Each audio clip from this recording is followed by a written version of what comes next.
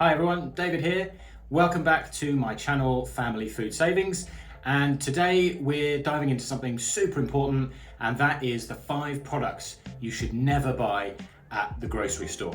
Now, trust me, I used to buy all of these things regularly, thinking that I was saving time, but I was really just spending more money than I needed to. If you happen to be on a tight budget, being more selective about the products you buy is going to make a huge difference to you. But it doesn't really matter if you've got a lavish budget to spend on food. There's no reason to throw your hard-earned money away at the supermarket. You could be spending anything from 10% through to 30% of your annual income on groceries. I don't know what you think, but I see that as a reason to try and get the best bang for buck that you possibly can. And all the more so with food prices going up as fast as they have in the last year or so. Stick around till the end if you've got a young family in particular, because number 5 will make a huge difference to your grocery bill right now. Okay, let's get going. I was doing my groceries recently and it struck me just how many products in your average supermarket are marketed towards this idea of convenience. And bag salad is a perfect example, really.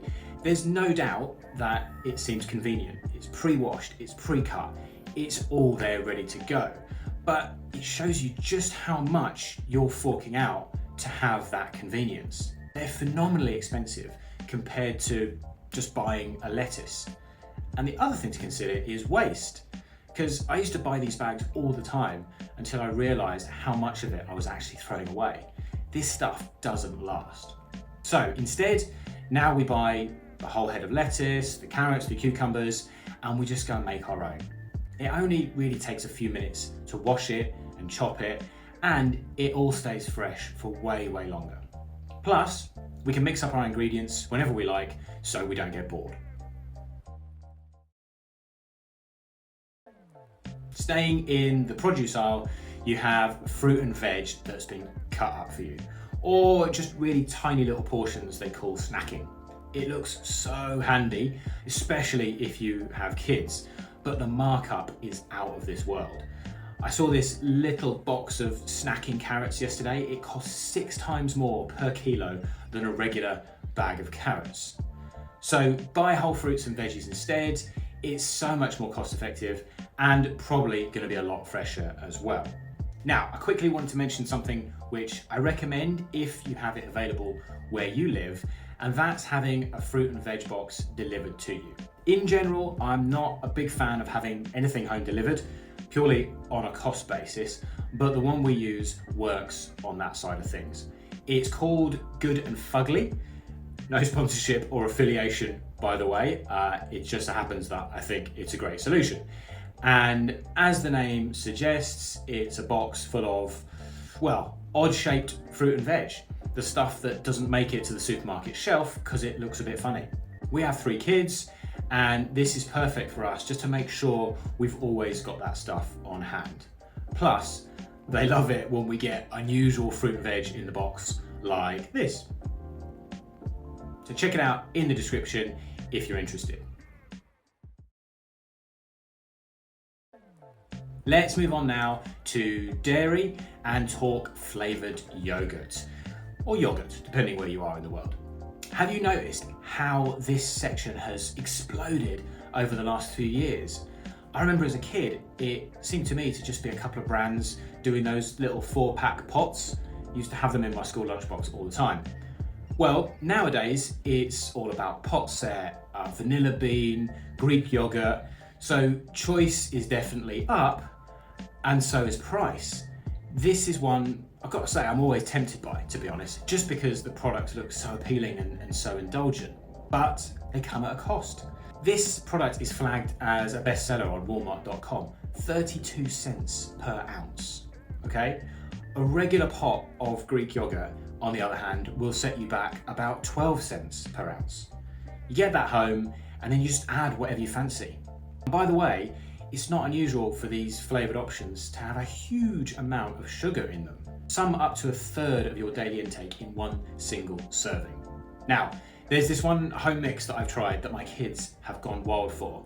You get your yogurt, you stick a dollop of peanut butter in, a little drizzle of honey and some cinnamon, mix it all up, and it is really lovely. My kids love this so much, they go and get all the ingredients out, they stick them on the kitchen counter, and I just have to chuck it all together. It's perfect, and it's another big money saver for us. Moving into kind of the middle of the store now for number 4, which is instant porridge. For me, the morning is about getting everyone fed and out the door. I was going to say as quickly as possible, but maybe just as painlessly as possible. Anyway, anything that says instant or quick is appealing to me for that reason. But again, check out the price difference on this stuff. A bag of plain rolled oats is probably going to be less than 20 cents an ounce, and some of these single serve, microwave in a minute type of options are 3 or even 4 times that. And same as with the yogurts, they are very likely to be loaded with sugars and preservatives. So we make our own, we add nuts, we add fruits, you name it, and honestly, once you switch, you won't go back to those sachets or those individual packets. Okay, last but not least today, we have baby food. And I promised you this one could make a really big difference to your food bill if you've got young ones in your family that you've got to feed. I mentioned before, we've got 3 kids, so I know there's a lot of pressure to feed your babies healthy food, as well as do everything else that comes with having young children. My wife, it's fair to say, certainly felt that pressure more so than I did, but it's real, and food is obviously a big component of that. So I'm not judging anybody who is feeding their child shop-bought baby food, okay? I just want to make that clear. Our experience was that early on with our first child, my wife decided she would scratch cook baby food as often as possible and just keep the pouches and the pots for times when we really needed a backup. So that's what we did. We pureed, we mashed, we froze in little ice cube trays. And I'm not sitting here and saying it was easy, but it will save you thousands of dollars if you do this. And what's more, you get to control exactly what goes into your child. And for us, that was a price we were willing to pay with our time.